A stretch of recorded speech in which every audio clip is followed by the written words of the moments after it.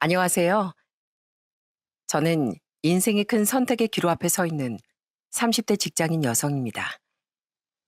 주변을 보다 보면 참 자신의 분수는 생각지도 않고 남을 자기 발밑으로 생각하는 사람들이 생각보다 많은 것 같은데요. 업무로서 마주하게 되면 그저 무시하면 되지만 사적으로 만나게 되면 참 골치가 아픈 게 이런 사람인 것 같습니다. 얼마 전 저도 딱 이런 사람을 마주하게 되었는데 제가 직접 겪어보니 정말 황당하고 어처구니가 없더라고요. 그때의 사건으로 인해 지금까지 전 고민을 하고 있습니다. 그래서 어떤 일인지 그 얘기를 여러분들에게 해보려고요. 저희 부모님은 두 분 다 공무원이셨어요. 그러다 보니 항상 아침 일찍부터 두 분 다 일을 나가셨고, 전 저희 언니와 남동생과 함께 집에 있는 시간이 많았습니다. 특히나 저보다 5살이 많았던 언닌, 어릴 적부터 공부도 잘하고, 얼굴도 예쁘고 성격도 좋아서 누구에게나 사랑받고 인기도 많았어요.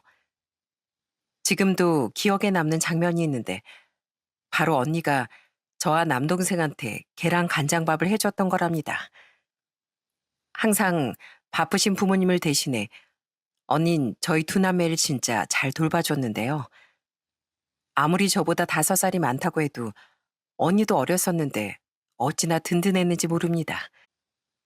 항상 저와 남동생이 언니한테 배고프다고 하면 언닌 짜증 한 번 안 부리고 자신이 제일 잘할 수 있는 계란 간장밥을 해주곤 했죠. 자, 아직 좀 뜨거우니까 조심해서 먹어. 어때? 맛있어? 우와, 언니, 오늘은 더더 맛있어. 난 세상에서 우리 언니가 해준 밥이 제일 맛있는 것 같아.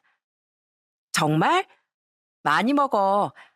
언니가 요리를 잘하면 다른 것도 해줄 텐데, 다음엔 다른 요리도 배워서 해줄게.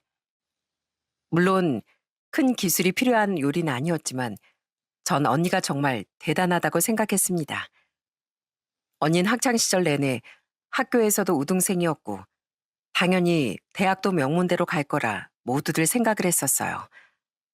근데 그런 언니가 딱 한 번의 사건으로 무너져 내리게 됐습니다. 그때는 수시 시스템이 지금과는 좀 달랐는데 수시를 넣더라도 수능 최저 점수를 넘어야 하는 경우가 많았어요. 당시 언닌 수시로 대학 1차까진 붙었던 상황이었고 당연히 수능 최저까진 맞출 수 있을 거라고 생각했습니다. 그런데 수능 날 언니가 너무 긴장을 많이 한 거였죠. 지금으로 따지면 아마 공황이 왔던 것 같은데 그때는 사실 지금처럼 공황이다 뭐다 잘 알려진 시기도 아니었어요. 그런데 그때 언니가 이 공황 상태가 왔던 것 같아요. 언니 시험지를 딱 받자마자 숨이 진짜 넘어갈 듯한 느낌이 들었고 눈앞이 캄캄해져 바로 쓰러졌던 거였습니다. 그렇게 허무하게 수능을 망쳐버리고 말았죠. 사실 이 사건은 정말 모두에게 충격적이었어요. 주변 사람들도 다 너무나도 놀랐고 처음엔 다 믿지 못했습니다. 그동안 수많은 모의고사나 시험을 봤을 때도 한 번도 이런 적이 없었기 때문에 진짜 모두 충격에 빠졌었죠. 그렇지만 그 누구보다 충격을 받았던 건 바로 언니였어요. 언닌 그날의 일 이후로 정말 한동안 방 밖으로 나오지도 않았고 진짜 매일같이 이불을 뒤집어 쓰고 누워있기만 했습니다. 그때 당시 저도 중학생이었고 남동생은 초등학생이었는데 그런 언니의 모습이 너무 마음이 아팠지만 언니에게 뭘 어떻게 해줘야 할지도 몰랐어요. 언닌 세상과 단절하고 방 밖으로도 나오지 않았습니다. 그런 상태가 2년 동안 이어졌어요. 그러다 언니가 딱 정신을 차리게 된 계기가 있었습니다. 그건 바로 저희 부모님 때문이었죠. 저희 엄마 아빠는 언니가 세상과 단절한 이후부터 꾸준히 매일같이 언니에게 아침마다 편지를 써서 방 안으로 넣어주셨어요. 단 한 번도 언니에게 아쉬운 소리를 하거나 잔소리하지 않고 언니가 스스로 세상에 나올 때까지 그렇게 지켜보셨던 거예요. 보통 자식이 그렇게 방 안에서 꼼짝없이 있으면 한동안은 잔소리를 안 할 수도 있겠지만 시간이 지날수록 조급한 마음에 나중엔 세상 밖으로 좀 나오라고 한 소리를 할 수도 있잖아요. 그런데 저희 부모님은 단 한 번도 그러지 않았습니다. 전 그런 부모님이 정말 대단하다고 생각했죠. 그런 부모님을 보면서 저와 남동생도 가끔씩 언니에게 쪽지를 써두곤 했었는데 이런 가족들의 노력이 2년 만에 언니의 마음을 움직인 거였습니다. 딱 제가 고등학교 입학했을 무렵 어느 날 학교에 가려고 준비하는데 언니 방문이 열리더니 언니가 나와서 아무렇지 않게 저한테 말을 하는 거였어요. 자영아, 학교가 일찍 가네. 조심해서 잘 갔다 와. 어? 어, 언니, 나 갔다 올게. 그때 언니의 말에 전 눈물이 왈칵 나올 뻔했지만 저나 남동생이나 당시엔 아무렇지 않은 척 학교 갈 준비를 하고 집을 나왔습니다. 그리고선 집에서 나오자마자 엄마한테 전화해 이 소식을 알렸죠. 그러면서 저와 남동생이 진짜 등교길에 엄청 울었던 것 같아요. 사실 저와 남동생에겐 언니는 엄마나 다름없었습니다. 그런 언니의 방황은 저희에게도 큰 슬픔이었어요. 그런 힘든 상황을 언니가 그래도 이겨내고 다시 세상 밖으로 나온다는 게 정말 기쁘고 좋았습니다. 그렇게 2년의 방황 끝에 언닌 세상으로 나와 다시 수능을 받고 대학에 들어가 지금은 누구보다 멋있는 커리어 우먼이 되었어요. 지금도 그때 당시를 생각해보면 진짜 하루하루 마음이 먹먹할 정도로 슬펐던 것 같습니다. 그래도 가족이라는 게 이렇게 큰 힘이 되는 존재구나라는 걸 그때 참 많이 깨달았네요. 그 뒤로 언닌 다시 잘 지내게 되었고 저희 가족들도 행복한 일상을 되찾을 수 있었답니다. 그리고 전 대학에 입학을 하고 졸업 후엔 중견기업에 입사해 직장 생활을 하게 되었어요. 남동생은 대학을 졸업하고서 바로 공무원 시험을 준비했고 2년 뒤에 합격해 부모님처럼 공무원 생활을 하게 됐습니다. 그러다 언니가 30대 중반이 되었을 때 좋은 사람을 만나 결혼을 하게 되었어요. 형부도 참 성실하고 착실한 사람이었습니다. 그런 형부와 행복하게 잘 사는 언니의 모습을 보니 저도 결혼에 대해 좋은 생각을 갖게 되었고요. 그러다 저 역시 30대 중반에 결혼을 결심하게 되었죠. 남자친구는 제가 대학 시절에 같은 동아리 활동을 하면서 알게 된 사람이었어요. 저보다 2살이 많았는데 그냥 친하게 지내던 오빠 동생 사이였죠. 그러다가 제가 업무차 궁금한 내용이 있어서 몇 번 연락을 주고받다 만나게 되었고 그렇게 저흰 자연스럽게 연인이 되었어요. 남자친구는 회계사였는데 정말 사람이 똑부러지고 부지런했습니다. 그렇게 2년의 연애 끝에 저희는 결혼을 결심하게 되었죠. 처음 결혼을 결심하고서 저희 집에 인사 왔을 때 엄마 아빠가 정말 많이 좋아하셨어요. 특히나 남자친구가 엄청 싹싹하게 자라는 모습을 보고선 마음에 쏙 들어 하셨습니다. 그때 엄마가 그래도 처음 인사 온다고 불고기 전골을 하셨는데 남자친구가 정말 잘 먹었거든요. 어머님, 와, 이 불고기 전골 너무 맛있는데요. 이거 진짜 어머님이 다 하신 거예요? 와, 전 밖에서 맛집에서 먹는 것 같아요. 어떻게 이렇게 맛있죠? 고마워. 아이, 그렇게 말해주니까 내가 진짜 뿌듯하네. 사실은 내가 평생 맞벌이 하다 보니까 음식을 솔직히 잘 못해. 그래도 이렇게 잘 먹어주니 내가 얼마나 기분 좋은지 몰라. 아니, 진짜 거짓말이 아니라 너무너무 맛있는데요. 저 밥 한 그릇 더 먹어도 될까요? 아유, 그럼. 마음껏 먹어, 마음껏. 당시 공무원 퇴직을 하셨던 부모님께선 원래 사시던 지역에서 좀 멀리 떨어진 지방으로 내려가 사셨는데 남자친구는 종종 저희 집에 가선 부모님이 가꾸시는 텃밭일을 도와주곤 했습니다. 먼저 나서서 싹싹하게 일하는 모습을 보시고선 아빠도 참 뿌듯해하고 좋아하셨어요. 아버님, 여기 자란 잡초들 제가 뽑을게요. 근데 저 이렇게 싱싱하게 자란 채소들 직접 눈앞에서 본 건 처음이에요. 매번 수확한 것만 봤었는데. 그지? 자네도 나고 자란 곳이 도시니까 아무래도 이런 걸 흔히 보진 않았겠구만. 그러고 보니까 자네 부친께서 오래전부터 사업을 하셨다고 했지. 그러니 이런 거에 볼 일이 거의 없었겠구만. 네, 맞습니다. 이렇게 하나하나 신경 써서 농사를 지어야 하는 거 보니까 진짜 쉬운 일이 아니네요. 아버님 정말 대단하십니다. 나야 뭐 소소하게 텃밭 가꾸는 것뿐인데 뭘. 늘 이렇게 남자친구가 저희 집에 왔다 가면 부모님이 너무나 좋아하셨고 분위기도 참 훈훈하고 좋았답니다. 언니도 형부도 남동생도 모두 다 제 남자친구를 정말 좋아했어요. 그러니 당연히 결혼은 다들 반대 없이 허락을 해줬고요. 그리고 저 역시 남자친구 집으로 처음 인사를 가게 되었어요. 그런데 딱 첫인사를 갔을 때 뭔가 분위기가 좀 이상하더라고요. 사실 남자친구네 집은 예전엔 정말 잘 살았다고 하더라고요. 남자친구 아버지께서 크게 사업을 하셨었고 그게 또 잘 돼 집에 가정부가 있을 정도로 진짜 잘 사는 집안이었답니다. 그러다 남자친구가 고등학교 올라가면서 사업이 크게 기울게 되었고 결국 가세가 기울게 되었다고 했어요. 솔직히 이런 건 뭐 크게 상관없다고 그땐 생각했습니다. 저희 집도 그렇게 잘 사는 집안도 아니었고 저나 남자친구나 서로 밥벌이는 잘 하고 있었고 남자친구가 계속 본인의 집안을 경제적으로 도와야 할 정도는 아니었기에 그게 큰 문제가 아니라고 생각을 했었죠. 그런데 딱 인사를 가고 나서 뭔가 남자친구 어머니의 태도를 보고 좀 이상하다는 생각을 했습니다.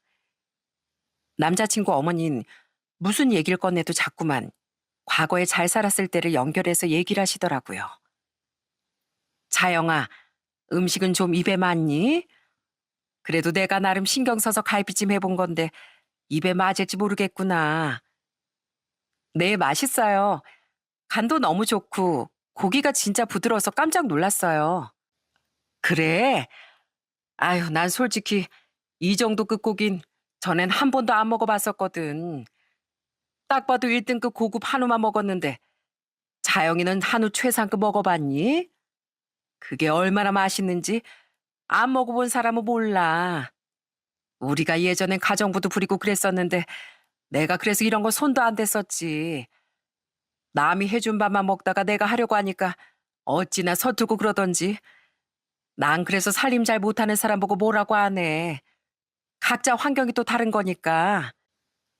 처음엔 그냥 별다른 생각을 안 했었는데 점점 대화를 하면 할수록 남자친구 어머니가 꺼내는 옛 과거 얘기에 어떻게 반응을 해야 할지 난감하더라고요. 식사를 마치고 나서 거실에 앉아 차를 마시는데 또 남자친구 어머니가 어디서 사진을 하나 가지고 와서 보여주시더군요. 딱 봤더니 예전에 놀이공원에서 찍은 사진이었어요. 너 여기 가봤니? 우리 예전에 여기 오픈할 때 갔었잖니.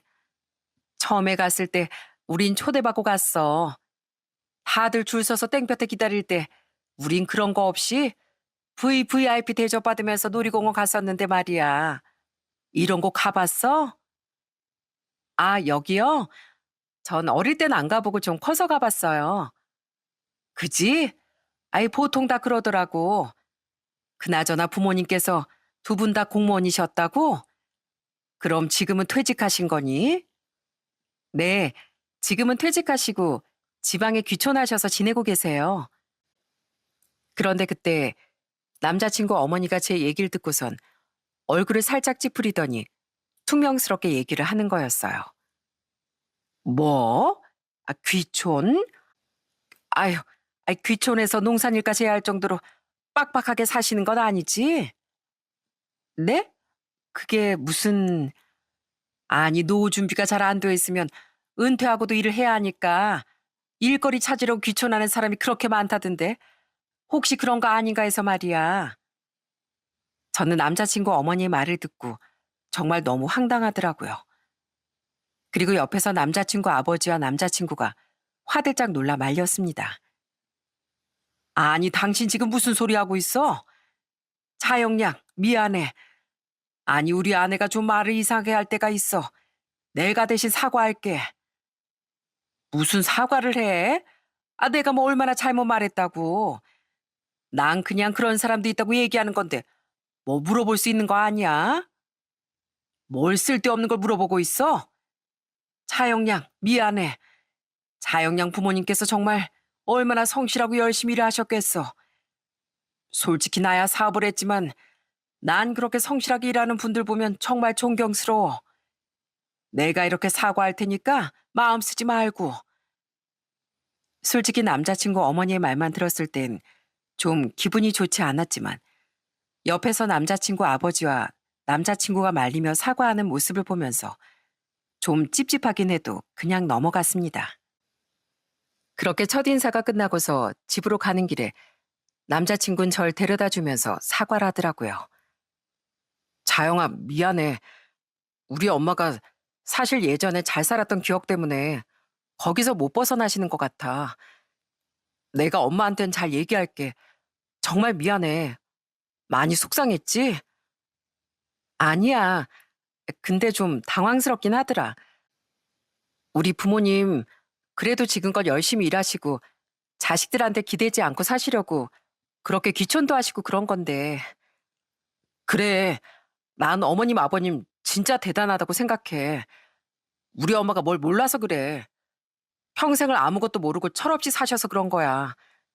내가 대신 사과할게. 정말 미안해.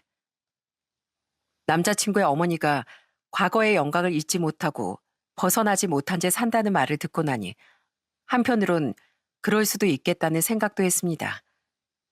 그때까지만 해도 이게 큰 문제가 될 거라곤 상상조차 하지 못했어요. 그렇게 저희는 결혼 준비를 하게 됐습니다. 예비 남편만 봤을 땐 진짜 너무너무 좋은 사람이었고 평생을 함께해도 좋을 것 같다 싶었거든요. 그러다 얼마 지나지 않아 전 시모의 생일에 초대를 받게 되었어요. 솔직히 아직 결혼을 한 것도 아니었고 상견례조차도 하지 않은 상황이라 그 자리에 제가 간다는 게 좀 부담스럽기도 했거든요. 그래서 예비 남편을 통해 정중히 거절 의사를 전달했어요. 그런데 거절 의사를 전달한 그날 밤 예비 남편과 통화를 하고 있는데 누군가가 저와 얘기를 나누고 싶다고 하더라고요. 그 사람은 바로 예비 남편의 여동생인 신우이였어요. 안녕하세요. 저 승현 오빠 동생이에요. 저번에 처음 인사 오셨을 때 저도 가보려고 했는데 제가 일 때문에 바빠서 언니를 못 봐서요. 이번에 엄마 생신 때 오시면 겸사겸사 인사도 하고 좋을 것 같은데 혹시 못 오세요? 아, 안녕하세요. 저도 저번에 못 봐서 참 아쉬웠어요. 근데 이번에 가족들끼리 보내는데 제가 가도 될까 싶어서요. 다음에 정말 상견례도 끝나고 정식으로 날짜 잡히면 그때 정식으로 인사할게요. 에이, 순서가 뭐가 중요해요. 그냥 오세요. 그래도 날짜 잡기 전에 식구들은 다 봐야죠. 가볍게 인사하게 오세요. 아셨죠? 저 언니 온다고 생각하고 기다리고 있을게요. 그렇게 제 얼굴을 꼭 보고 싶다던 예비 신우의 말을 듣고 솔직히 제가 또 어떻게 거절하겠습니까? 결국 전 예비 시모의 생신날에 초대를 받아 가게 되었어요.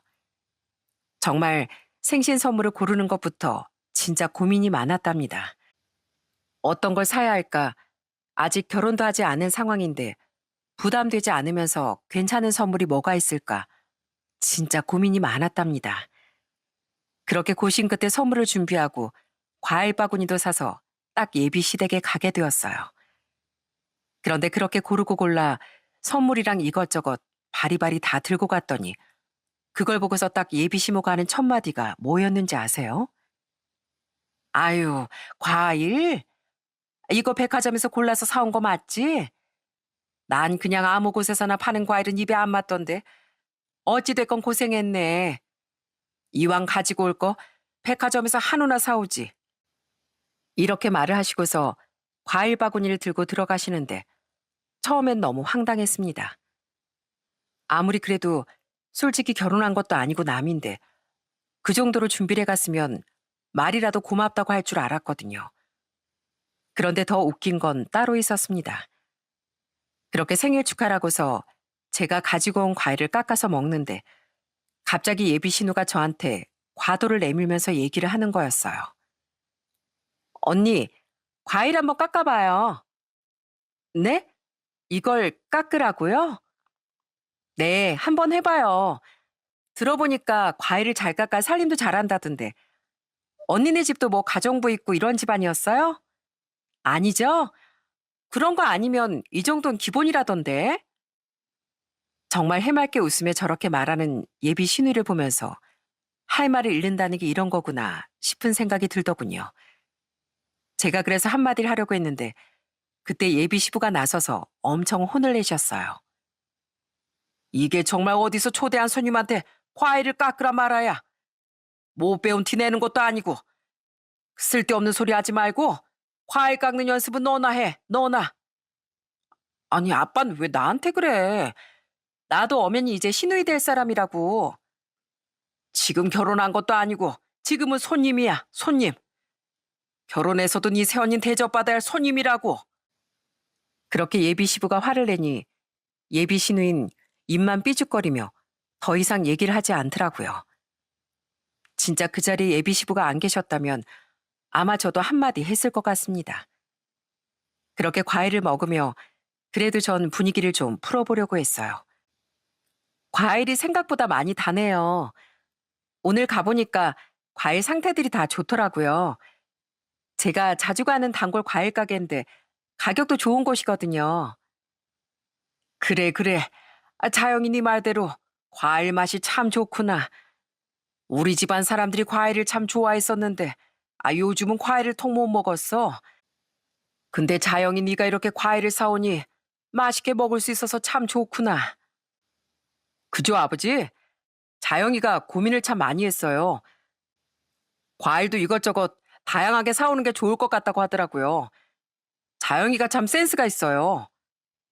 그렇구나. 보니까 과일 종류도 참 많고 자영이가 신경을 참 많이 썼구나. 고맙다. 그렇게 예비 시부께서 제 마음을 알아주시니 참 좋았습니다. 그런데 그 훈훈한 분위기를 망치는 사람이 있었어요. 그건 바로 예비 시누이와 예비 시모였습니다. 그때 예비 시누는 한껏 비웃으며 얘기를 했어요. 아니, 근데 언니 과일 너무 많이 먹는 거 아니에요? 이것도 많이 먹으면 살찌는데. 아빠, 우리가 왜 과일을 안 먹어? 근데 과일 많이 먹으면 살찌고 그러니까 요즘 엄마가 다 생각해서 안 사두는 거지. 언니 그러고 보니까 살 좀 빼긴 빼야 되겠다. 드레스 입으려면 날씬해야 되는데. 그러니까 말이야. 엄마도 안 그래도 너한테 좀 얘기해 보려고 했는데. 자영아, 너 알지? 우리 소연이 필라테스 강사하는 거. 소연이처럼 여리여리해야 드레스 입었을 때 태가 나는 건데. 자영이 넌 좀 군살을 빼야 될 것 같다. 그게 지금 무슨 소리야? 딱 보기 좋구만 뭘. 자영이 너 살 뺄 거 하나 없다. 오히려 더 쪄도 괜찮은데 지금 다들 무슨 소리 하고 있는 거야? 아빤 여자들은 딱 보면 알아. 남자들이야 그냥 보이는 것만 보고서 늘씬한가 보다 하겠지만 난 딱 보면 안다니까. 언니, 언니 뱃살 많죠? 그거 그냥 두면 안 된다니까요. 살찌는 것만큼 미련해 보이는 게 또 없어요. 그래, 그래. 그건 우리 소연이 말이 맞아. 당신은 뭘 모르면 좀 가만히 있어. 살쪄서 입는 드레스는 진짜 보기 싫어. 지금부터 소연이네 필라테스 다니면서 좀 관리해라. 소연아, 언니한텐 좀 할인해서 비용 받아. 과일도 저렇게 싼 곳을 찾아다니는데 네가 좀 신경 써야지 안 되겠다 얘. 다 자영이 너 좋으라고 하는 소리니까 너무 고깝게 듣지 말고. 그래서 저도 가만히 있을 수가 없더라고요. 딱 보니 저에게 괜히 더 트집을 잡으려고 하는 것 같았는데 그래서 저도 한마디를 얹었죠. 그쵸. 제가 좀 유연성이 없어서 필라테스를 배우면 좋을 것 같긴 해요. 근데 아까 보니까 수연 씨 팔 힘이 좀 부족한 것 같더라고요. 전 과일 바구니 한 손으로 들고 왔는데 아까 보니까 아예 못 드는 것 같던데요. 저 헬스 10년 다녔거든요. 아무래도 근력은 제가 더 나은 것 같으니까 저희 서로 한번 운동 봐주는 거 어때요? 아니면 저 러닝도 하거든요. 이번에 한번 하프 마라톤 나가보려고 하는데 소연 씨랑 어머님도 같이 나가요.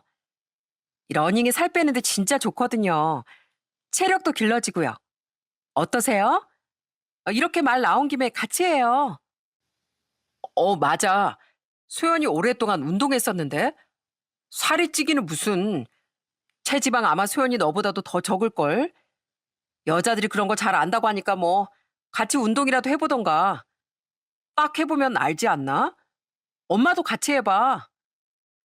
뭐? 아니 뭐 나까지 꼭 그럴 필요는 없고 우리 소연이도 필라테스 강의하면서 운동도 많이 하는데 저도 운동 많이 하는데 소연 씨가 자꾸 저한테 필라테스 배우라고 하는 거 보니까 운동은 좀 여러 가지를 하는 게 더 좋은 것 같아서요. 소연 씨, 저 필라테스 시작할 테니까 소연 씨도 같이 저랑 러닝 해봐요. 어때요? 좋죠? 네? 아, 10년 헬스 하셨구나. 그게 내가 시간이 되려는지 모르겠네. 일단 좀 볼게요. 사실 전 오랫동안 운동을 했었던 상황이었어요. 엄청 날씬한 건 아니었지만 그렇다고 해서 제가 지방이 많았던 것도 아니었는데 왠지 딱 제 길을 꺾으려고 괜히 그러는 것 같더라고요. 그렇게 제가 얘기를 하니 예비 시모와 신우 둘 다 아무런 말도 하지 못하더군요. 그날의 일로 전 예비 시모와 신우를 예의주시하고 있었습니다. 그런데 역시나 얼마 지나지 않아 사건이 빵 하고 터지고 말았어요. 결혼 준비를 하면서 상견례 날짜 잡고서 한 일주일도 남지 않은 어느 날이었습니다. 회사에서 퇴근을 하고 나오는데 갑자기 회사 앞에서 누군가가 절 부르는 거였어요. 전 그 사람을 보고서 너무 놀랄 수밖에 없었어요. 그건 바로 예비 시모였거든요. 어? 어머님, 아니, 여긴 웬일이세요? 연락도 없이 무슨 일이세요? 어, 아니, 너 여기 회사 다니는 거 맞긴 하구나. 혹시나 해서 와봤는데 진짜 다니고 있네. 근데 넌 뭘 그렇게 놀라? 내가 뭐 예비 며느리 얼굴도 보러 보더니? 너 잠깐 시간 되지? 그럼 요 앞에서 커피나 한잔 하자. 전 예비 시모가 하는 말을 듣고 진짜 경악을 금치 못했습니다. 예비 시모는 진짜 제가 직장에 다니고 있는지 두 눈으로 확인을 하려고 말도 없이 찾아온 거였어요. 진짜 웃기지 않나요? 그런 와중에 또 할 말이 있다고 하니 도대체 무슨 말을 하려고 여기까지 찾아왔나 싶더라고요. 그렇게 예비 시모와 회사 근처 카페에 들어가 얘기를 나누게 되었어요. 그런데 대뜸 저한테 뜬금없는 걸 전해주더라고요. 그건 쪽지였어요. 그런데 그 쪽지 안에 적힌 걸 보고서 너무 황당했습니다. 거기엔 준비해야 할 서류 목록이 쭉 나열되어 있더라고요. 어머님, 이게 도대체 뭐예요? 그거? 솔직히 내가 상견례 앞두고서 이제야 너한테 확인하는 게 좀 늦었다 싶긴 하지만 어찌됐건 확인은 해야 할 것 같아서 말이야. 요즘은 하도 이상한 여자들이 많다잖니. 요즘 여자들이 좀 영악해? 자기들 이익만 생각해가지고선 싹 다 숨기고 결혼부터 하자고 달려드는 사람들이 어디 한두 명이니? 그래서 내가 이 정도는 확인해야 할 것 같아서 적어봤다. 너 이거 싹 다 준비할 수 있지? 네? 부모님 재산이며 대출 내역이랑 부모님 건강기록지요? 아니, 이게 왜 필요하신 거죠? 아유, 너도 생각을 해봐라. 넌 그냥 평범한 직장인이고 우리 아들은 회계사니까 평생 밥벌이는 하고 살 거 아니야. 너네 낳고 나면 또 일도 안 하겠다고 할 수도 있는 거고.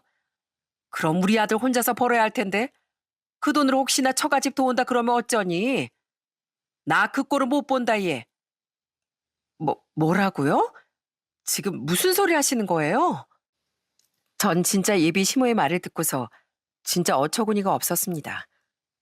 솔직히 저도 인터넷에서 이런 얘기를 들었다 하는 글들을 본 적도 있었지만 제가 그런 일을 당할 거라곤 꿈에도 상상을 못 했거든요.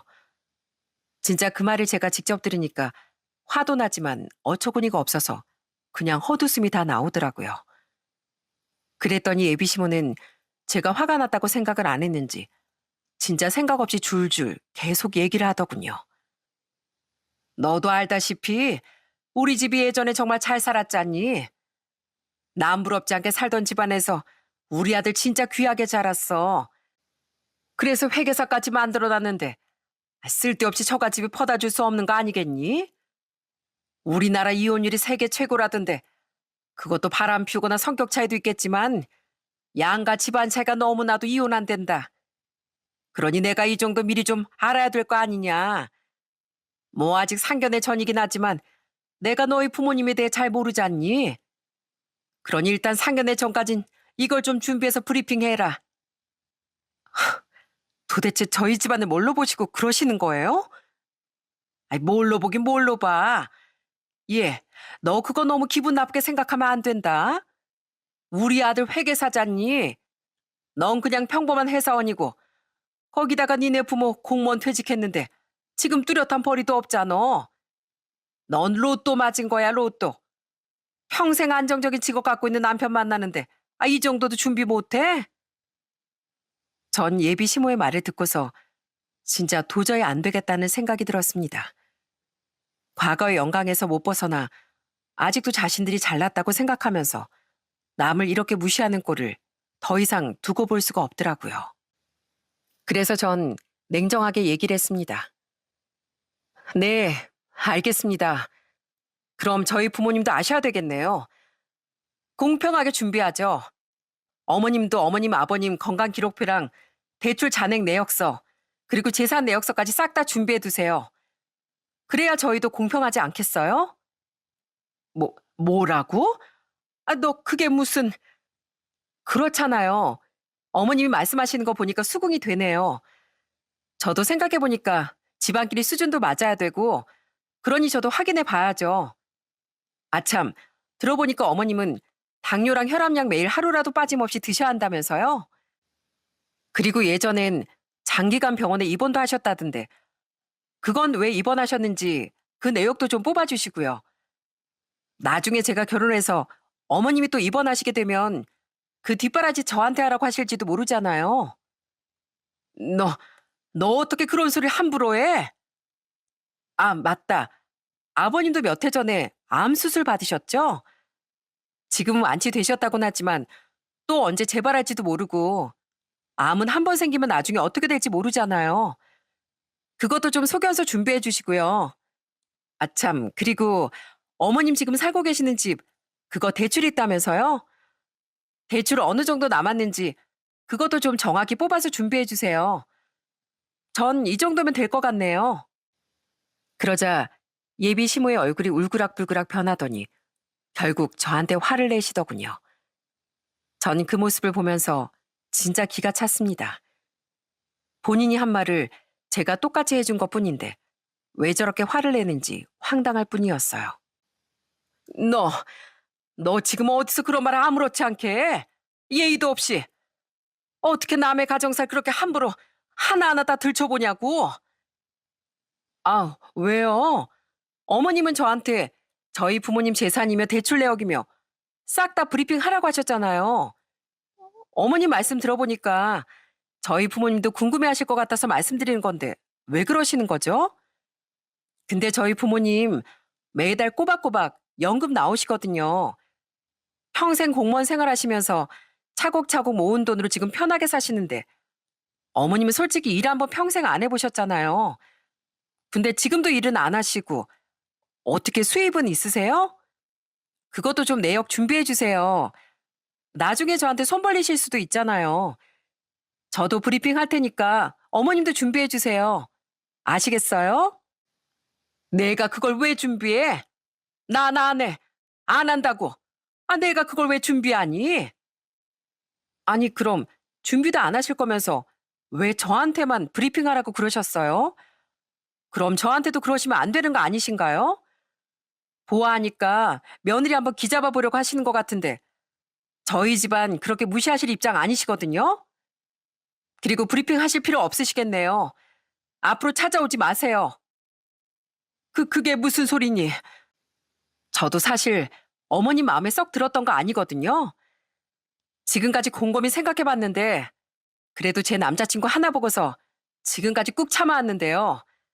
이제부턴 아줌마라고 부를게요. 제가 아줌마랑 결혼할 것도 아니고 남자친구랑 할 거니까 그냥 참자 싶었는데 도저히 상식도 없고 교양도 없고 매너도 없고 또 없으면서 있는 척하는 사람이랑은 더 이상 상조 못 하겠네요. 제가 그런 사람은 시어머니를 모시기 힘들 것 같거든요. 그 잘난 회계사 아드님 평생 끼고 사세요. 전 빠져드릴 테니까 어디 한번 더 능력 있는 고분고분한 여자 한번 찾아보시던가요. 뭐? 야, 너 말 다 했어? 어따 대고 야래?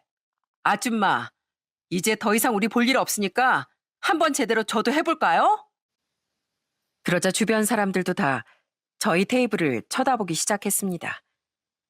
이미 그전부터 예비시모가 하는 소리를 주변에서 다 듣고 있었고 수군대면서 손가락질을 하더라고요.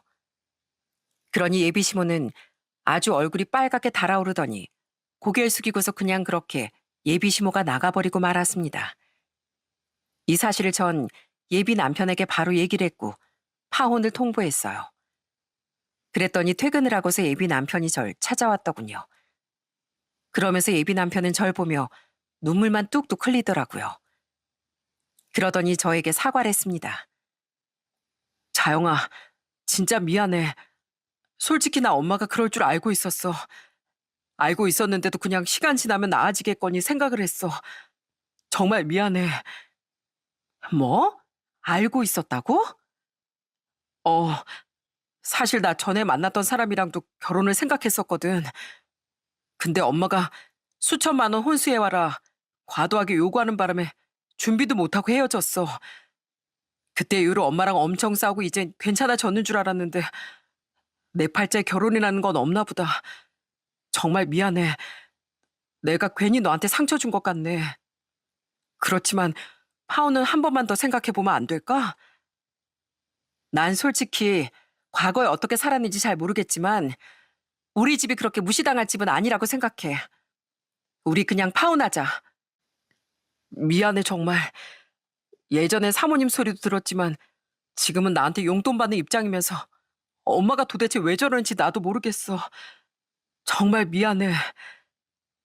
그러면서 엉엉 우는 전 남자친구를 보면서 저도 참 마음이 아팠습니다. 솔직히 전 남자친구와는 사이가 무척이나 좋았거든요. 1, 2년 봤던 사이도 아니고 대학 때부터 이 사람이 어떤 생각을 갖고 있고 어떤 삶을 살아왔는지 그래도 어느 정도 알고 있었는데 진짜 전 남자친구 한 명만 딱 보면 헤어지고 싶은 마음이 하나도 없었어요. 그렇지만 사람 하나만 보고 인생의 가장 큰 일인 결혼을 결심할 수는 없는 거 아니겠습니까? 결국 저는 남자친구에게 파혼을 통보하고 돌아섰습니다. 그런데 이게 또 끝이 아니었어요. 다음 날 전 예비 시모와의 그 난리통을 어떻게 들었는지 전 예비 신우가 똑같이 절 찾아온 거 있죠? 퇴근하는 제 앞에 서서 다짜고짜 화를 내는데 마음 같아선 그냥 바닥에 내팽개치고 싶더라고요. 그렇지만 꾹 참고 그 개념 없는 전 예비 신우에게 팩트를 꽂았죠. 야, 니까짓 게 뭔데 우리 엄마를 그렇게 무시해? 고작 이따 회사 다닌다고 떵떵거려? 네가 뭔데, 어? 안 그래도 내가 저번에 진짜 너 마음에 안 들었어. 덩치도 산만하게 여자 같지도 않은 사람이 뭐? 우리 오빠 꼬드긴 것도 모자라 우리 엄마를 무시해? 너 진짜 한번 나한테 혼나볼래? 혼나야 할 건 너지. 내가 그때도 말하지 않았나? 나 헬스 오래 다녔다고. 너야말로 개념 좀 장착해라. 몸만 늘씬하면 뭐하니? 보이는 것만 중요해서 비실비실 힘도 없는데. 뭐? 필라테스 강사? 야, 너 같은 애들 때문에 성실하게 열심히 운동해서 강사하시는 분들까지 피해보는 거야. 양심 있으면 그따위로 행동하면 안 되지. 뭐, 뭐? 야, 너 지금 말 다 했어? 아니, 다 안 했다. 남들 몸매 지적할 거면 네 얼굴이나 다시 돌아봐. 성형은 무슨 머리 끝부터 발끝까지 죄다 해놓고선 누구더러 관리를 하래? 야, 싹 다 갈아엎는 게 관리냐? 네 몸 중에 태어난 그대로인 곳은 도대체 어디니? 너야말로 남들 지적할 때 네 관리나 잘해. 아니 뭐? 너 어떻게 왜? 너도 그런 소리 들으니까 기분 나쁘지? 네가 하는 소리 듣고 기분 나빠할 사람 생각은 한 번도 안 해봤지? 그러니까 여기까지 찾아서 이 난리지. 야, 니네 엄마랑 넌 제발 좀 개념 장착해야 되겠다. 세상 살아가는데 그따위로 살아가지 마. 너 또다시 찾아오기만 해봐. 그땐 난 진짜 말로 안 끝낼 테니까. 알았어? 알아들었으면 얼른 꺼져. 그렇게 제가 소리를 치며 화를 내자 그제서야 전 예비 신우는 제 눈치를 보다 자리를 확 피해버렸습니다. 정말 웃기게도 이 전 예비 시모와 신우 모두 제가 며느리가 되니 자신들한테 아무 말도 못할 거라고 생각을 했던 것 같아요. 참 웃기죠? 며느리가 된다는 게 도대체 뭐길래 이 사람들이 이토록 절 무시하고 깔보는지 진짜 이해가 되지 않더라고요. 그렇게 폭풍 같은 사건들이 지나가고서 전 파혼을 결정하고 저희 집에도 이 소식을 알렸습니다.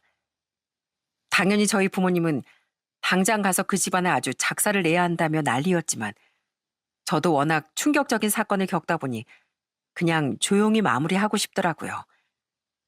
저한테 상처를 줬다고 해서 똑같이 하기보단 그냥 그 사람이 알아서 자멸하길 기다리면 분명히 망할 거라고 생각을 했거든요. 저희 가족들은 제가 파혼하고 나서 절 더 많이 신경 써주고 배려도 많이 해주고 있습니다. 제가 힘들지 않게 종종 언니와 형부도 찾아와 힘내라고 해주고 남동생도 자주 연락하면서 제 안부를 묻고 있어요. 전 이런 가족들 덕분에 더 힘을 내려고 노력을 했고요. 사실 파혼을 하고서 괜찮았던 건 아니었어요. 차라리 전 남자친구도 똑같이 뻔뻔하고 나쁜 사람이었으면 좀 나았을까요? 파혼하고서도 그 엉엉 우는 그 얼굴이 한동안 자꾸만 떠오르고 참 마음이 아팠습니다. 그냥 이 사람만 보고서 살아도 되지 않을까 싶었던 데도 물론 있었죠. 하지만 아무리 생각해봐도 그건 아니다 싶더라고요. 그래서 냉정하게 잘라냈는데 참 생각보다 힘들고 아팠습니다. 그래도 시간이 흐르다 보면 언젠간 잊혀지겠지 하고 있었어요. 그런데 파혼 후 4개월이 지난 지금 전 정말 큰 고민을 하고 있습니다. 바로 전 남자친구가 절 다시 찾아왔거든요. 퇴근을 하고서 집으로 가는데 절 찾아온 거였어요. 그냥 피할까 하다가 도저히 그 얼굴을 보니 피할 수가 없더라고요. 마음고생이 심했는지 살이 어찌나 많이 빠졌는지 초췌해진 얼굴로 절 슬프게 쳐다보는데 차마 외면을 못하겠더군요. 그렇게 둘이서 얘기를 나누는데 전 남자친구가 깜짝 놀랄 만한 얘기를 꺼냈습니다. 나 집에서 나와 살아. 지금 회사 근처에 집 얻어서 나왔어. 그리고 엄마랑도 연락 안 하고 있고. 어? 그게 무슨 소리야? 파혼해서 연락 안 하고 사는 거야? 왜? 처음엔 그냥 내 운명인가 보다 받아들이고 그냥 지내보려고 했는데 도저히 안 되겠더라고.